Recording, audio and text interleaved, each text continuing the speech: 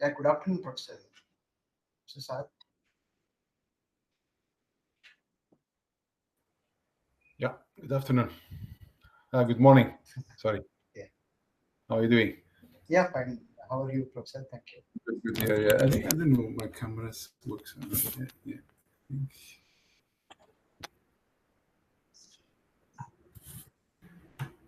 Check.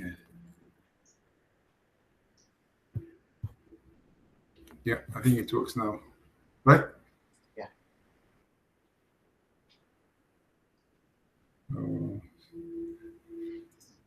So let me know when. We'll start just a minute.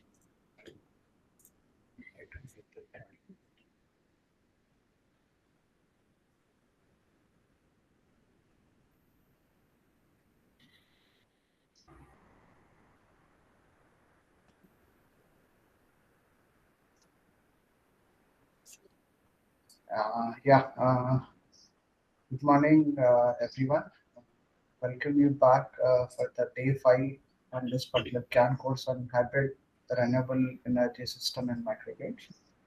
Today, Professor Sath McAlphy is going to deliver on the coordination control of PV and wind farms and microgrid, and also on hybrid renewable microgrid system control and operations. Yeah, and thank you one and all for joining and handing over to Professor Sath. Yeah, Professor, can go. Okay. Thank you very much. Oh, what happened?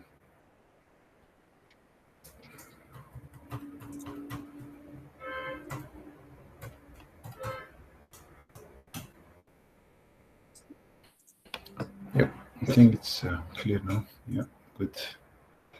So, share the slides.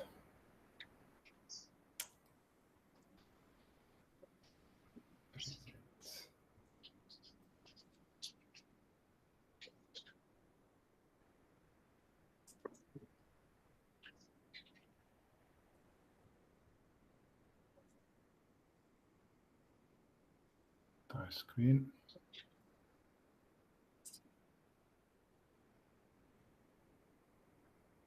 And this.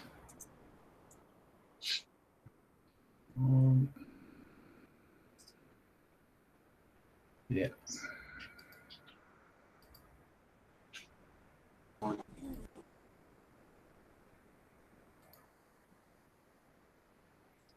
Is it clear? Yeah, it is clear.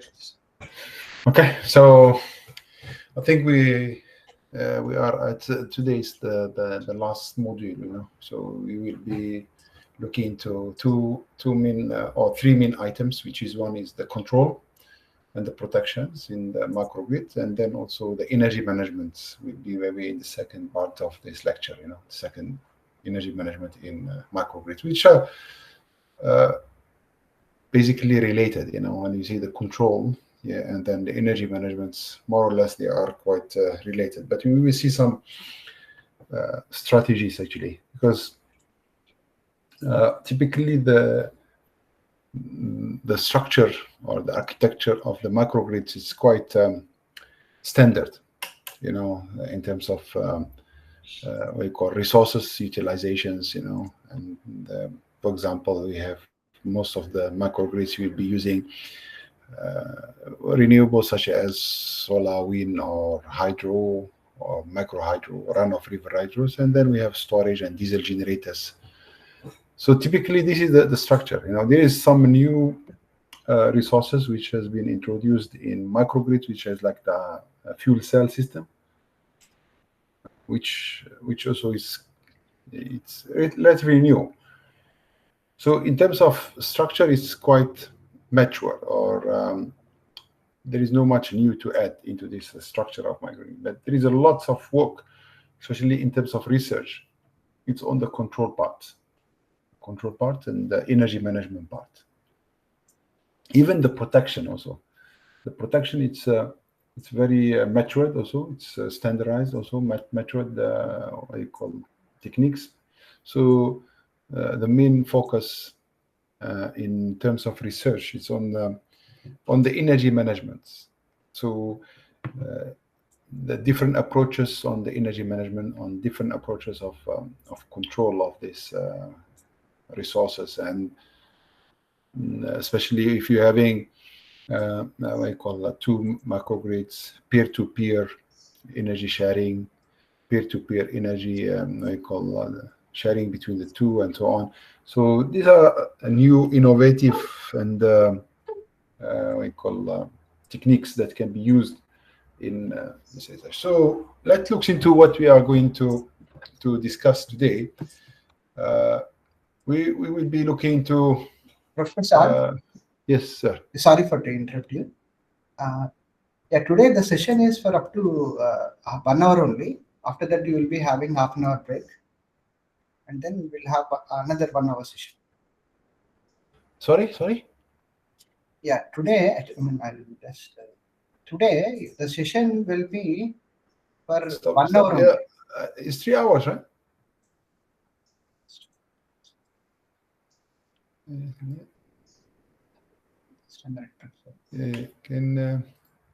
you come again, Dr. Siva? Yeah, I'll tell you that, sir. Today you have a session for half an hour, 1 hour only, sir. Oh, only 1 hour. 1 hour in the 1 hour in the first half, and then half an hour break, and then you have another 1 hour session. So total 2 hours. Yes. Oh, okay. Okay, good. Thank you. You let me know. Thank you very much. Yeah. I thought it's 1.5 hour, 1.5 hour. So it's similar to the previous. Okay. So then what we have? I think we have the closing ceremony, right? Yeah, closing ceremony. Just a minute. I'll also share that if you get some idea of that how the things should be. Yeah, please.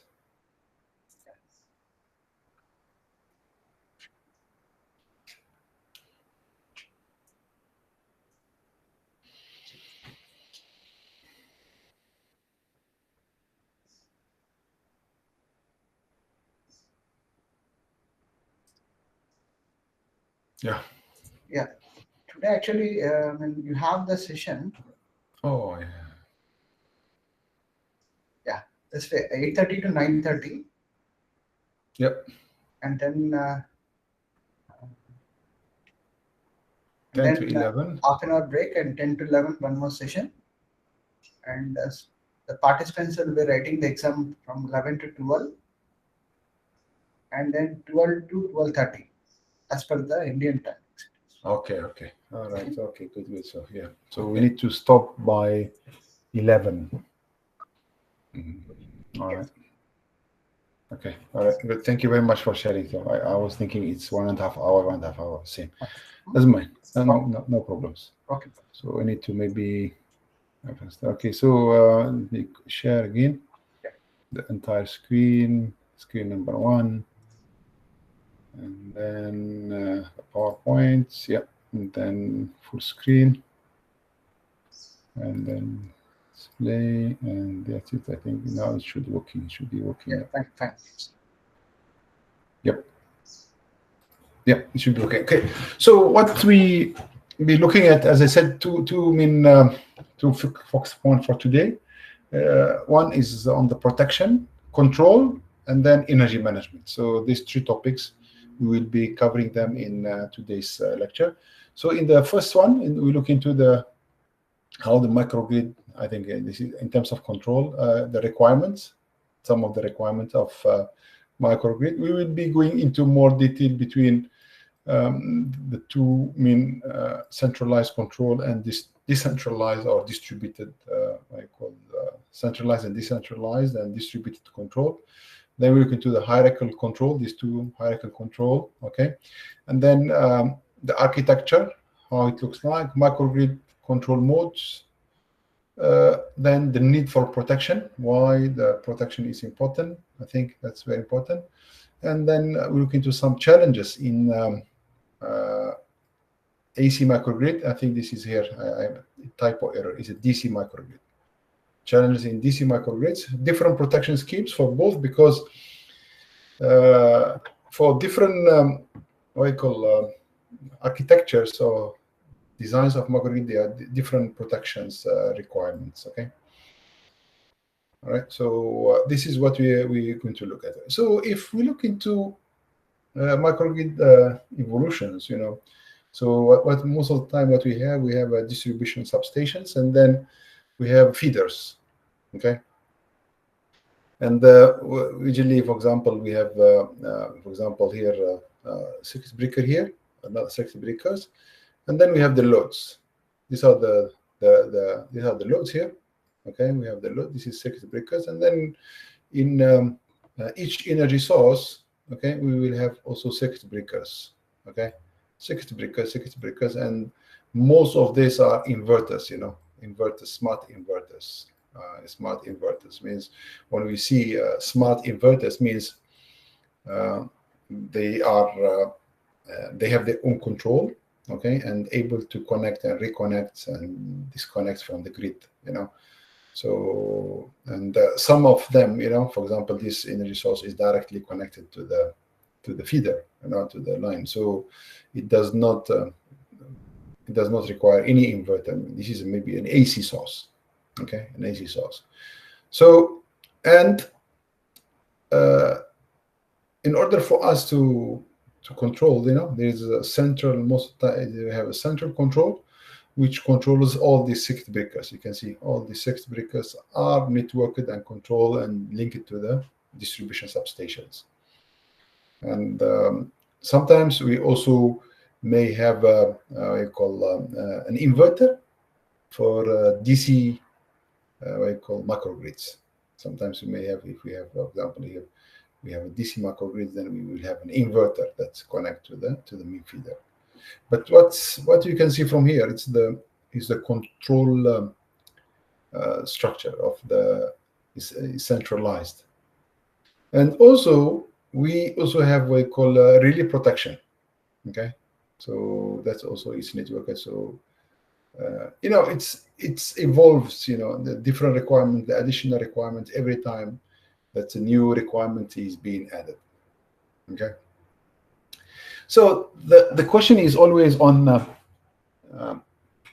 microgrid control and decentralized versus centralized. Okay. So, and where is the balance? And what is the what I call the optimum in the combining these factors? If you look into, for example, if we move to 100 decentralized, so microgrid control is complexity is it's an issue. Okay. However, if you look into centralized, so we have a problem of device control complexity. So if you communication requirements and the cost, okay, so how we are going to communicate between the different microgrids, okay, so that's actually important. Okay, so latency, this is also issue because an issue between sharing the data and the communication between the two microgrids. Sensors and cost, because we have a lot of sensors and cost that is involved.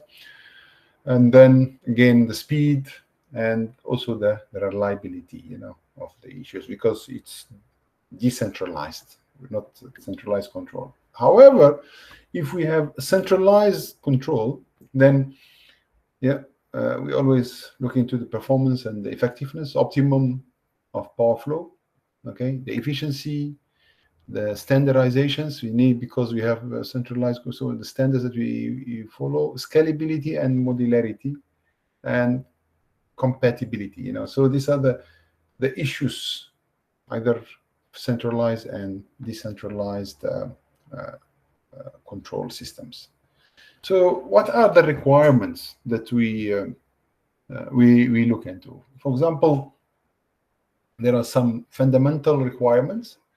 Is one which is actually very important.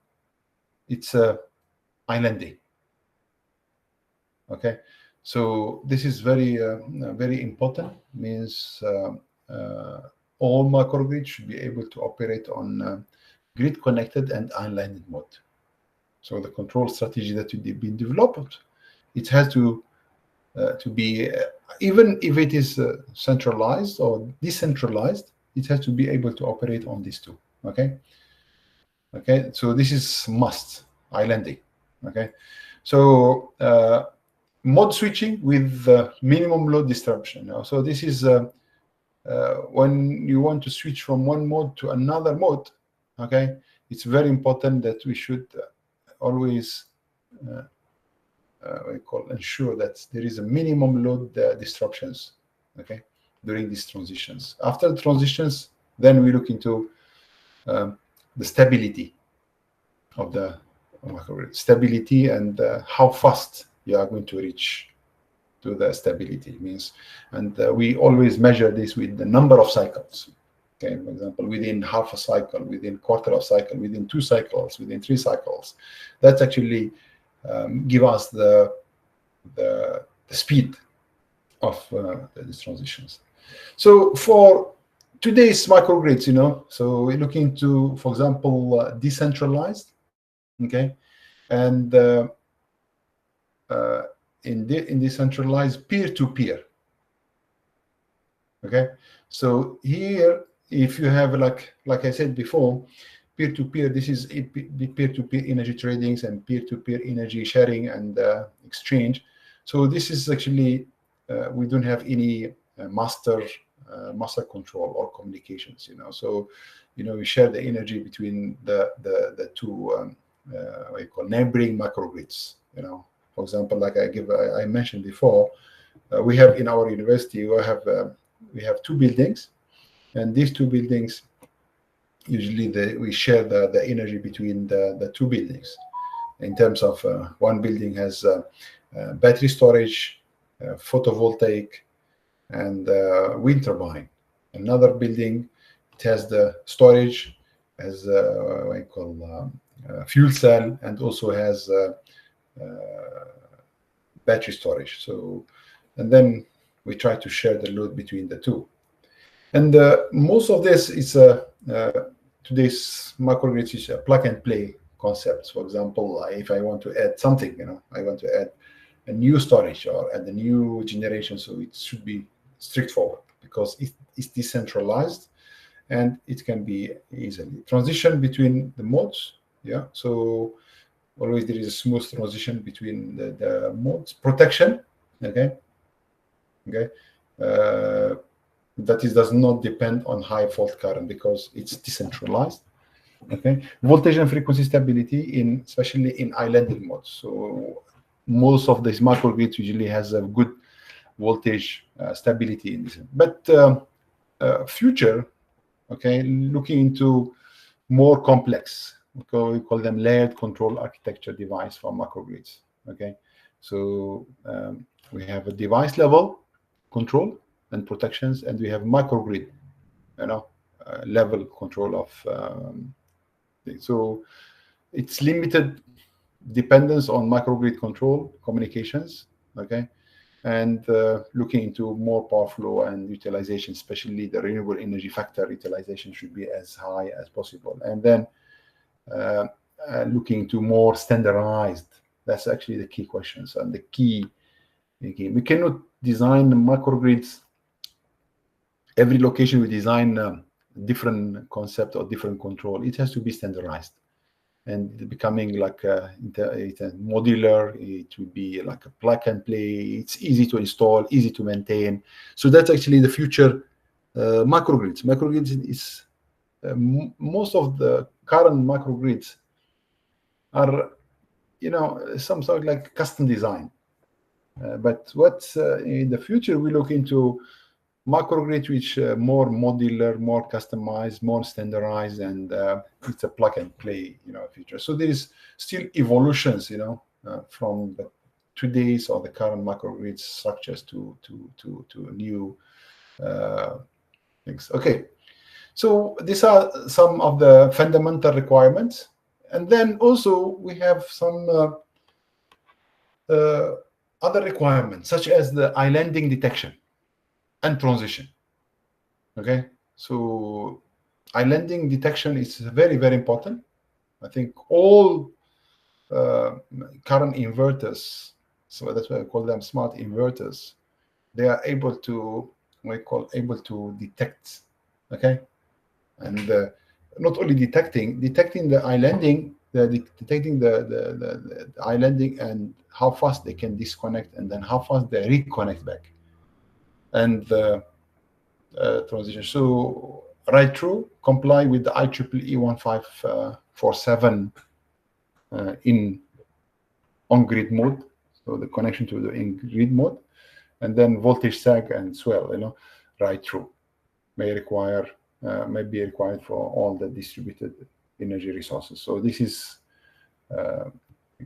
for right through. For islanding, as I mentioned just now, there are two types of islanding, either intentional or unintentional or unplanned islanding. So should be able, the inverter should be able to detect this. For example, for intentional islandings, okay, we use load shedding, system reconfiguration, device operation mode, and so this is for intentional. And planned, so situations awareness and decision making. So this is actually quite important, so for able to, because sometimes it's a plan. Maybe we're planning for maintenance or what you call upgrade or whatever. So that is intentional, but also we have an intentional or unplanned that's due to maybe to fault in the networks. The transition, okay, the on-grid to islanding, okay, these transitions have to be managed well. Load demand sharing, okay, because moving from on-grid to islanding. So the grid is being removed, so you have a problem of control of frequency and voltage. So it has to be within what you call acceptable margins.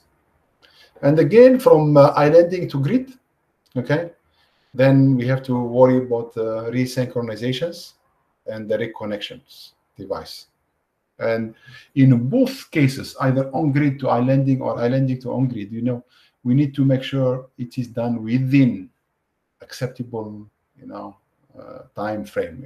Time. We're talking about one to two cycles, not more than that. When I say 1 to 2 cycle, I'm talking about one cycle is 20 milliseconds for 50 hertz, or 20 or 40 milliseconds as a maximum. So which has to be fast. Okay. And then the stabilizations during the I call this disruption, or reduce the disruption level. Okay, so these are the two main few requirements actually for grids. And then now let's look into the what you call the difference between centralized controllers and decentralized controllers. So if we look into the centralized controllers, okay, or we call it MGCC, is the second. It's like here, you can see here, let me put this one here. So this is the centralized controllers here, okay, microgrid centralized controllers, and it collects information from the load, from the production capacity of the DG unit, state of charge of the batteries, solar irradiance, wind speed, and then run optimization algorithm to determine the optimal operations based on the chosen objective. Like I said before, it's always depends on the objectives. Okay, sending the required setting to the DGs and the storage units according to the load demand. So what you can see here, we have different what you call. So it's like, see here, it can be either it's an AC or a DC microgrid. It's both. It's possible. Okay, and we have different DGs here. Different DGs. We have a load. We have circuit breakers. Load. So this information have to be connected and optimization algorithms. It has to be run in order to control. And then you can see here we have even the utility here is connected. So so the central controller, okay, make the decisions based on the resources availability. For example, like we mentioned, the state of charge of batteries. So, for example, we have limits to how much we can charge, we can discharge the batteries. So, for example, the state of charge is 20%, you know, so we cannot discharge it further. But sometimes if we have critical loads, we may able to discharge further. So this have to be coordinated inside the master control. And also, for example, there is no wind or there is a lot of solar availability, so we can maybe share the power from these DGs rather than what we call utilize, for example, from the grid or from the storage. Okay, so this is centralized. The second one, which is the decentralized, okay, decentralized structure, which is here the DGs, inverters, and loads are controlled individually by local controllers, and those controllers interact and communicate among each other. So what does this mean here? We have local controllers in each unit. Local controllers, each one having a local controller. Okay, all right, and then you know we have these DGs here, and you may have what you call connections, or what you call to the main bus or to the main systems. Okay, and decisions are taken locally. Okay, and maybe the negotiation can take place as the different actors as usually have different goals. You know, for example, the local controllers. You know, so we have a communication link, which links to the main system. Okay, and then we have the what we call the local controllers. You know, and then we have here the CMG, the controllers that shares, but the decision here all is based on each unit. So the big challenge is the communication among the others. So the communication need to be shared. For example, how much active power will be contributed by this DG, and then how much active power from here, and then reactive power, for example, or frequency contribution to frequency regulation, and so on. So each one have advantages and disadvantages. This looks quite straightforward. Okay, so you depend on the local controllers of each unit. Okay, and so let's maybe summarize the advantages and the disadvantages of centralized centralized controllers, and then we look into this. For example, if you look into the main advantages of centralized controllers, can provide a high operation knowledge because you are aware of all what's happening. You know, so the main goals are clearly identified and achieved. Okay, so that's the good things. They can provide a global optimal solution. Global optimal solution means by looking into the global means here the global means not the world. You know, talking about the global means the global microgrid system. Okay, so because it's connected to the grid, it's connected to all the devices and to the loads. So we are aware actually what's happening at each part of the systems. Also, this enables easy synchronizations to the main grid because we know all the available sources and loads, and then also the grid, and then they can use real-time signals for online operations. So, okay, it is preferable for the interconnections to several microgrid systems. Okay, and setting large-scale energy markets for energy trading. So the good things about this is it's preferable for setting large-scale energy markets. You know, yeah, I think in terms of standardizations and what I call standardizations, procedures very quite easy to implement because we have one central control unit.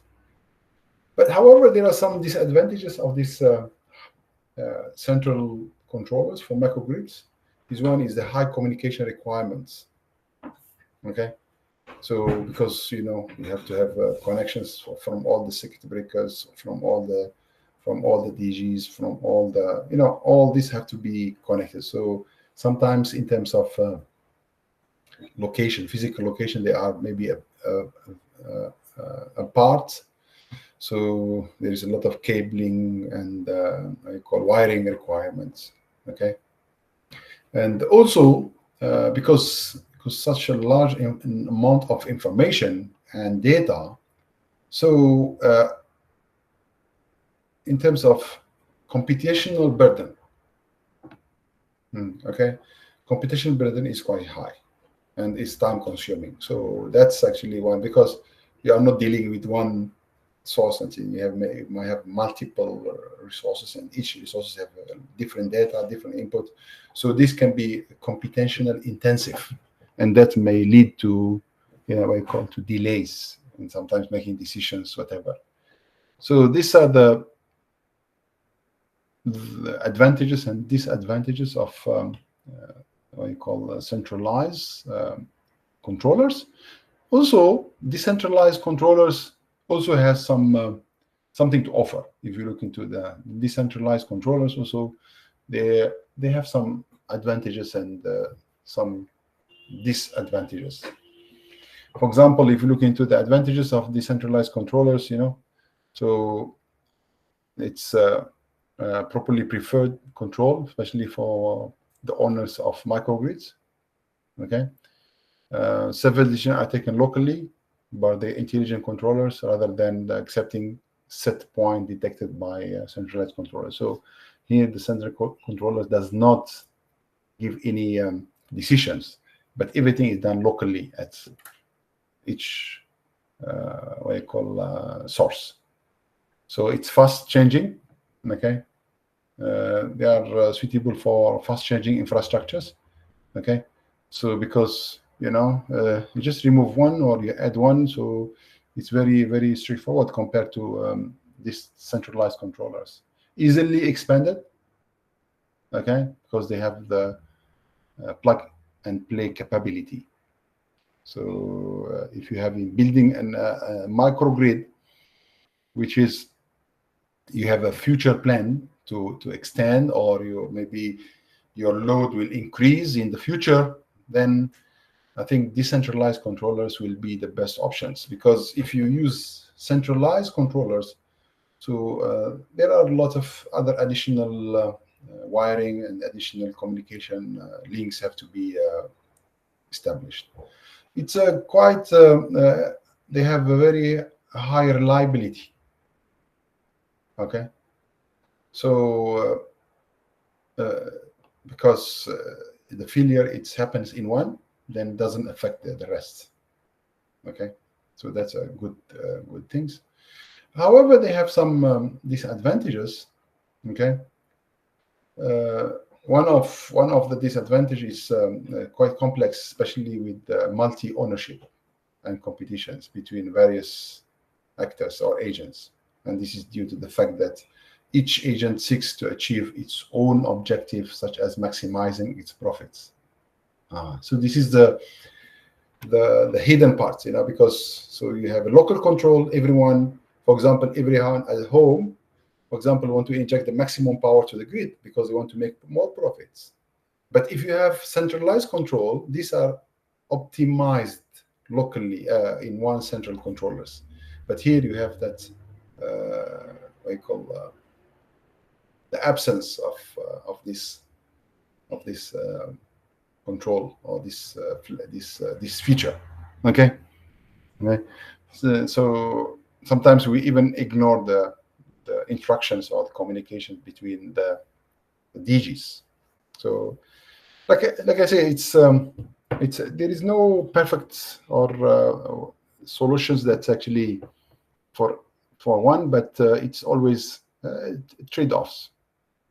Okay, and as I said just now, it depends on the objective of designing this microgrid. So the objective have to be very clear, and what is the main objectives, and then based on that objectives, then the right control strategy have to be selected to meet the objectives, because there's no one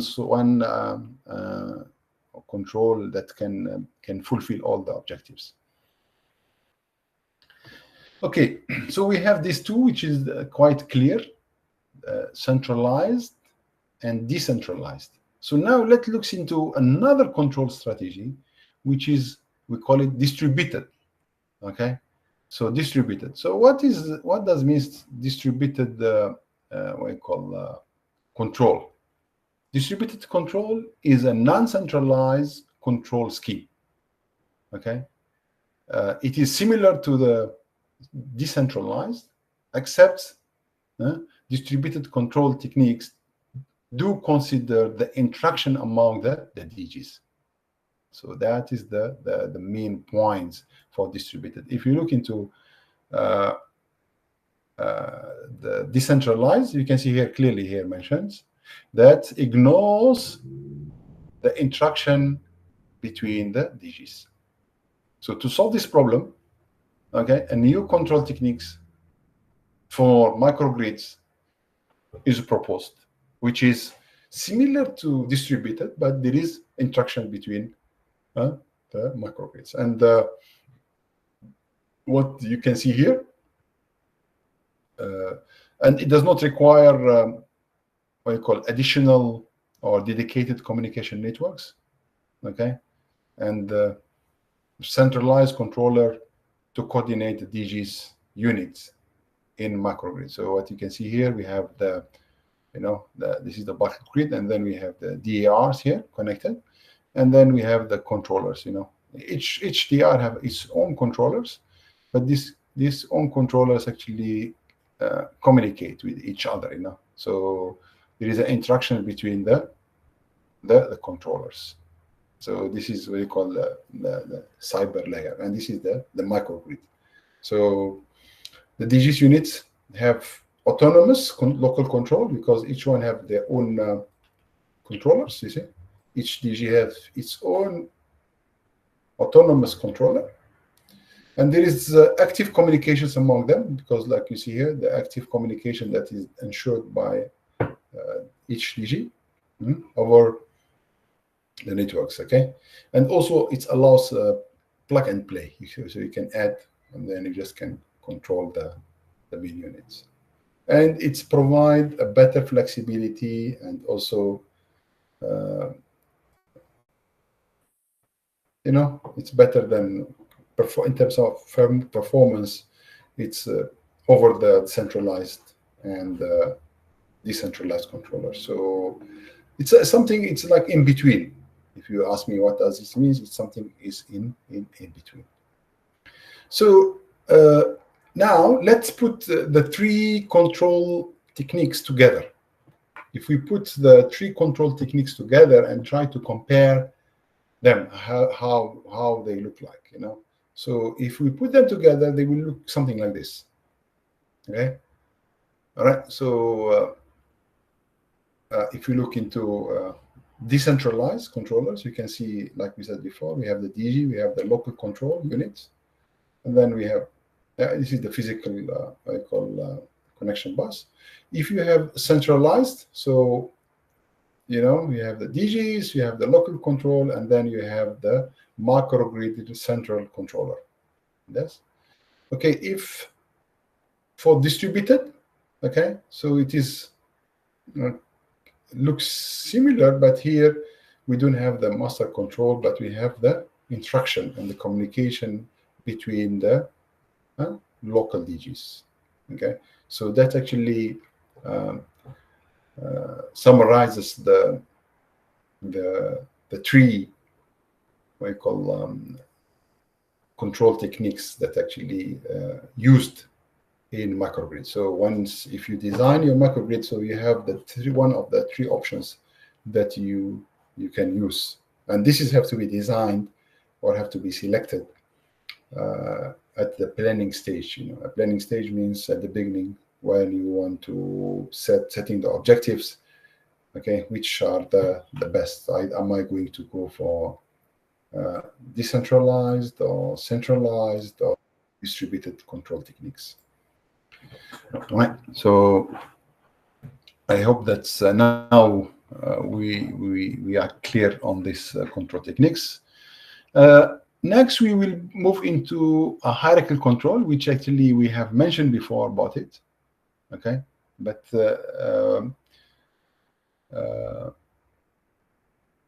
if you look into, for example, the distributed control and the control hierarchy are too closely related, Okay, so if any systems with sufficiently high number of units, one way to provide the coordination strategy is to employ control hierarchy, and that's control hierarchy actually help us. I think we already discussed this before.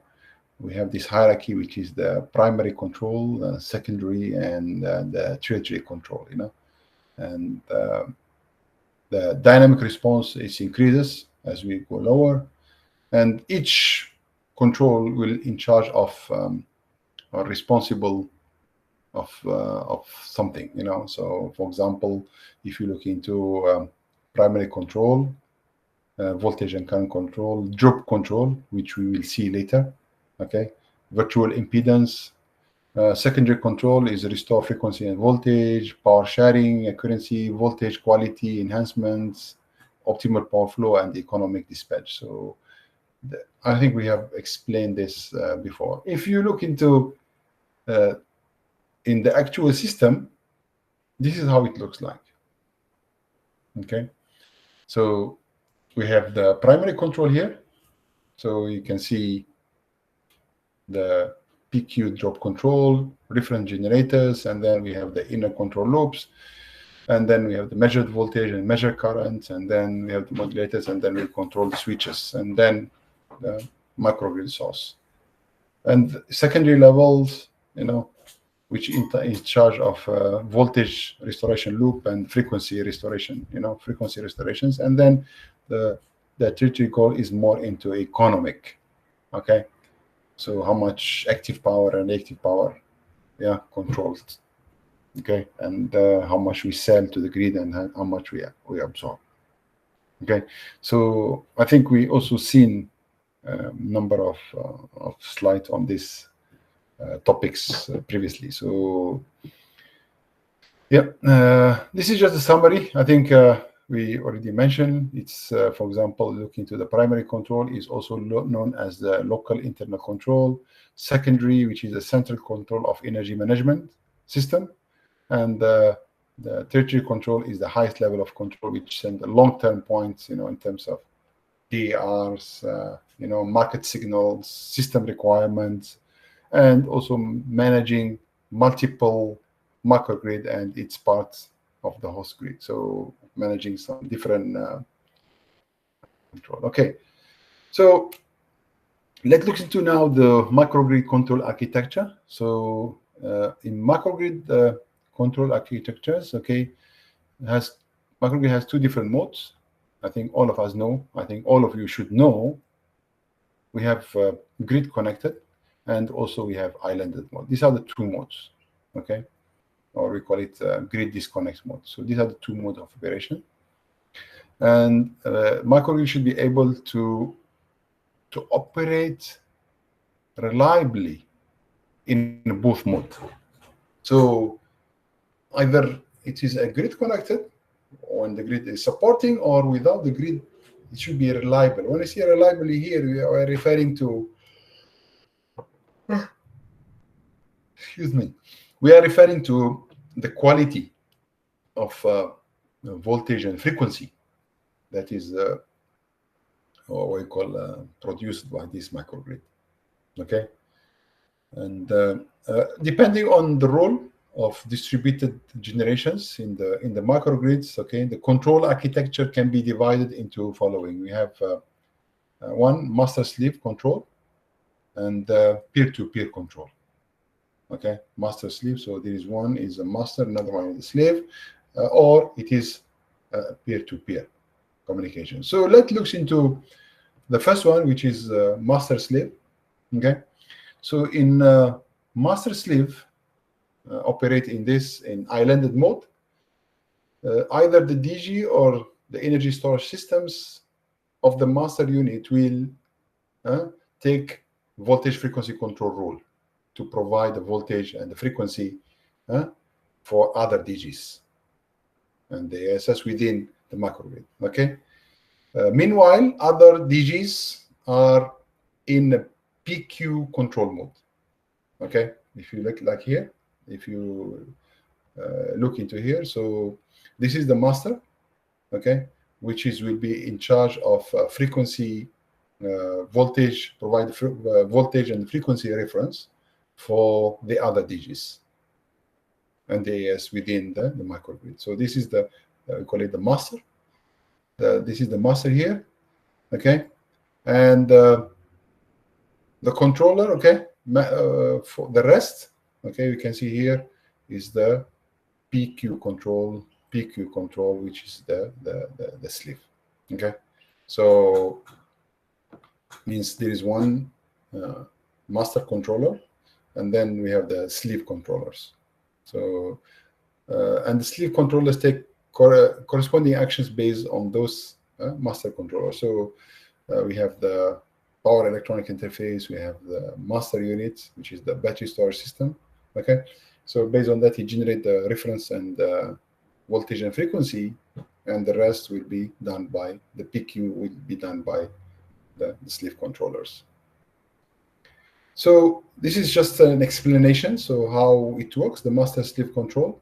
Okay, for example, if microgrid operates in a grid connected mode, in most situations where the main grid provide the voltage and the frequency references.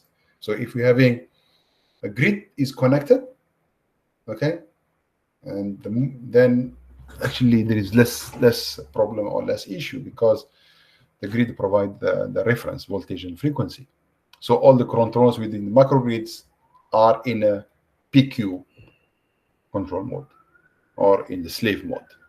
Okay, but in case if fault happens, okay, on the main grid, okay, and then the main grid can transfer to the islanded mode, one of the DG's controllers, which is the master, need to switch to voltage and frequency control. So this is what happened actually. Okay, so if grid connected mode, we have no issue because the grid is the reference. Okay, and that's actually, and all the remaining microgrid, operate on slave mode or PQ mode. But if it is disconnected, the grid is disconnected, or due to the fault or due to whatever, okay, so it has to operate on one of the units in the microgrid have to be to operate and on the VF control mode. And which is the most commonly used what you call master units that can be divided into three. So we have the energy storage system, we have the DG, okay, and diesel generators, and then we have the also DG integrated with the DG. So if the AS is used as a master controller, the microgrid cannot operate in islanded mode for a very long time. So that's the issue, okay? Because the discharge of the batteries, okay, will prevent from voltage and frequency regulations. So that's actually an issue. But if we have a diesel generators or another DG, like micro turbine, or is used as a master, the voltage and frequency can be regulated easily, okay, and can operate in island mode for a long time. So these are the options. However, if you ask me in terms of response, the ASS is faster in terms of response compared to another micro turbine. Okay, and so this is the trade-offs that need to be taken. Okay, also there is another. So this either we use the ESS, okay, or we use the DG. So this is the two options, and this is the we call the disadvantage of each one. Okay. Another method is to use the DG and the ASS as a master together. Okay, so this is another option. So here we rely less on the DG. Okay, this method works for renewables. Okay, renewable generators, PV, wind turbine, and so on. Okay, but due to the intermittence and the nature of these renewables, DS can help reduce the voltage and the frequency fluctuations. So here the ASS is not the main, but it's just supporting in case there is fluctuations in these DGs, or distributed generations. Can be a diesel, can be a PV, can be a wind, but the nature of this, it's we call intermittent in nature. So the ASS can only help reducing the voltage fluctuations, in microgrids. So I hope it's clear now. The master slave controller. So in the master slave control, okay, so we have two. One is the PQ control and the VF control. Okay, VF control usually is in charge of one of the masters, either the battery energy storage systems or any other DGs, or it can be a combination of both. Once this one is operated on island mode, but if it is grid connected, so the grid is the master, and all the rest will be operating on a PQ controller. All right. So this is the master slave. So now look into peer-to-peer. Okay. Peer-to-peer. This is actually also a very hot topic in research. Okay. Quite many, actually, I have seen quite a number of papers recently published on this, on peer-to-peer control. Okay, for peer-to-peer control of an islanded microgrid, all the DGs and the ASS units are equal with no master-slave relationship involved. So what does it mean? Means everyone is responsible in maintaining the voltage and frequency, and also P and the Q control. Okay, so using the troop control methods, designated to DGs and the energy storage system units are capable of adjusting their power outputs based on the locally measured voltage and frequency. So local voltage measured frequency, and based on that, each DG have to act. So you can see here we have here we have the VF control measure. We have the local loads, okay, and each unit or each things, you have a drop control one, we have the power electrons, we have the storage, and then we have the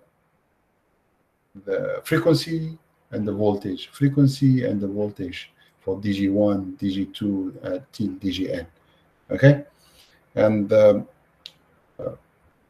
we have the electric connections between peer-to-peer. That is different resources, and then we have one maybe this peer-to-peer supports, to help monitor. But the energy is shared between the two, and we have data uplink, and then we have also active exchange agreements. There is an agreement, that be shared and being.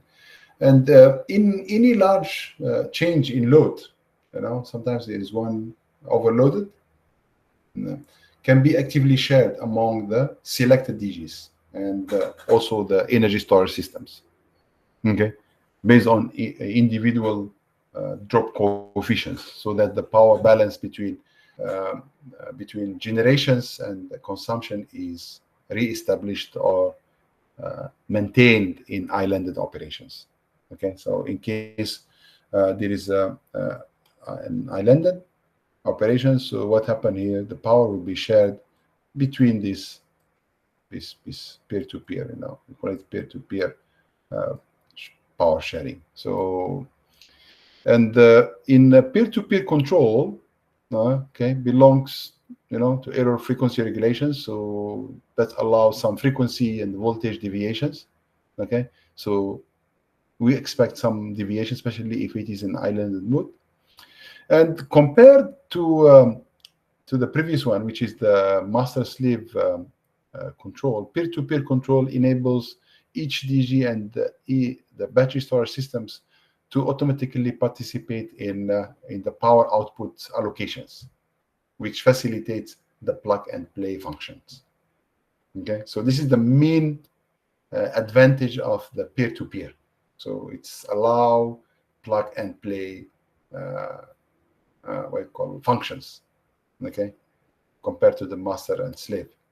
And also the peer-to-peer control, okay, what you call the communication, the control communication systems, can be avoided, and can we call the cost can be quite cheaper, in terms of implementation. So these are the the pros and cons of each of the master slave and what we call peer-to-peer control. Okay, now let's move into what we call oh, we have another 2 minutes. Microgrid control methods, where we I hope it's clear, so we start with the centralized, decentralized, and then distributed, and then we look into the master what I call master slave. We look into the architecture. I think this is, we have discussed before, the architecture, and then we look into the what I call the master slave control techniques, and then now we look into the microgrid control methods. So I'm not sure, maybe it's another 2 minutes to, or already 1 minute to, if any questions, maybe you open for questions. We have 1 or 2 minutes for questions, and then maybe in the next we will be looking to the PQ control, the VF control, and the job control. Any questions from the participants? Yep. You can unmute and ask the questions. Yeah, please, you can ask directly, or you can even what I call let me put this one here. Stop sharing. Maybe look into the chat box in case there is any messages or any comments. No. Hello, guys. Any questions or comments or whatever, Sir, good morning. Sir, can you provide some resource where we can see these microgrid control these in action? For example, if you can give some examples in MATLAB where we will see the implementation of these control techniques. Okay. All right. I will give you some resources where you can. The best one is the. I will share with you some, because some of these are extracted from papers. Some papers, which has the models, and most of them they use either PSCAD, or sometimes they use MATLAB, to simulate these control techniques. Okay, maybe I will share with Dr. Shiva some of these resources,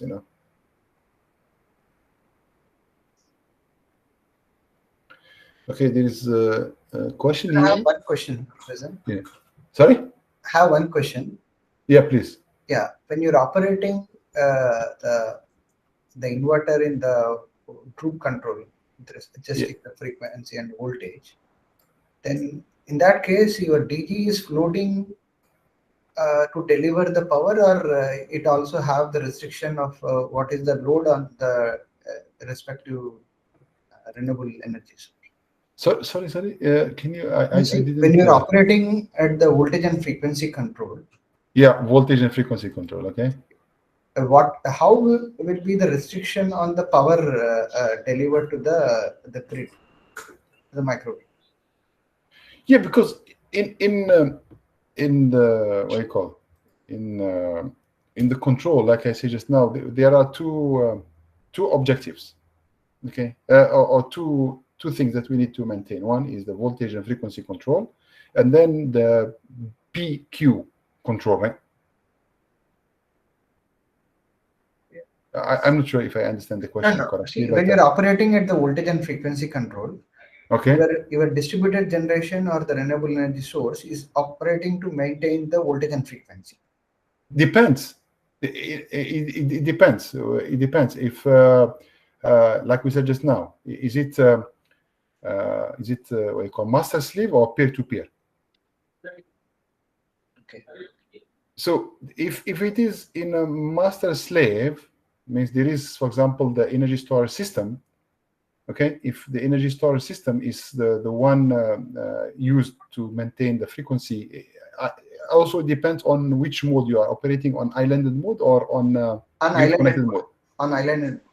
Yeah, if it is on islanded mode, so part of the microgrid have to take responsibility on the voltage and frequency control.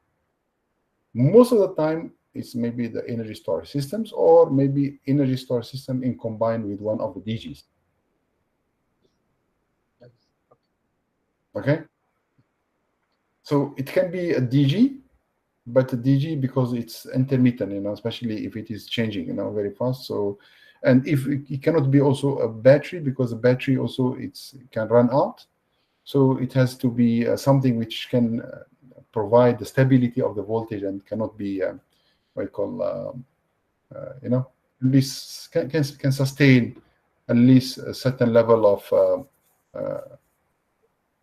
stability in the voltage and the frequency. We will discuss maybe in the next on the droop control later. Yeah. Okay. And then I think there is one question. There is one question in the, what is it? Yeah, and we'll be back after 1 hour. Sorry, half an hour. We'll again have a lecture at 10 a.m. Okay, we have 30 minutes break, right? 30 minutes break. Okay, thank you.